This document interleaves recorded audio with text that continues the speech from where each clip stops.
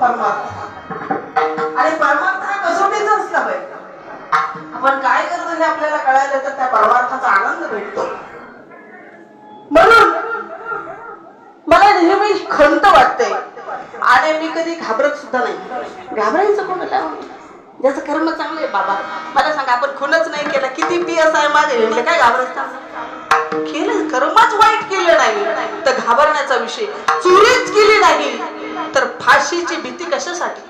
घाबरायचं नाही. कर्म चांगलं आहे ना, ठीक आहे, आपल्याला चांगल्या कर्माचं फळ चांगलं भेटणारच आहे, यामध्ये शंका नाही. पण मी नेहमी सांगत असते, काही काही लोकांना महिला कीर्तन करायचं फार मोठं वावड.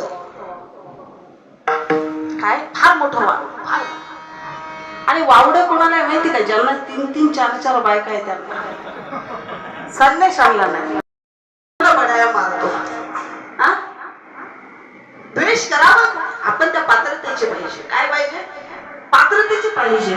पाहुनिया ग्रंथ करावे कीर्तन, अधिकार पैसा करू उपदेश, ही आमची परंपरा आहे. अधिकार उगाच एखाद्या एडपटाने भगव्या कपड्याला नाव ठेव.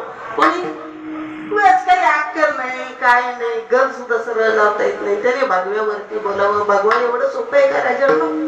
भगवा हे धर्माचं प्रतीक आहे, ज्ञानाचं प्रतीक आहे, जगाचं प्रतीक आहे, समर्पणाचं प्रतीक आहे. एक वेळेस नरेंद्र स्वामी विवेकानंद समुद्राच्या काठाने फिरत असताना एक माणूस भगव्यावर बोलत होता. स्वामी विवेकानंदाने सांगितलं, खबरदार, त्या नरेंद्राला काय शिव्या द्यायचं ते दी, पण भगव्या कपड्यावर बोलशील ना, पाण्यात बुडून मारेल. तसा सोडणार, हे धर्माचं प्रतीक आहे.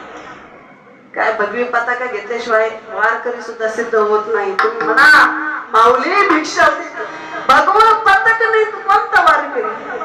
सरळ विचारणार. म्हणून आपल्या धर्माचा स्वाभिमान असला पाहिजे, आपल्या संतांचा स्वाभिमान असला पाहिजे, आपल्या ग्रंथांचा स्वाभिमान असला पाहिजे. आणि हा स्वाभिमान जर तुमच्या गरज आहे, कोणाची गरज आहे?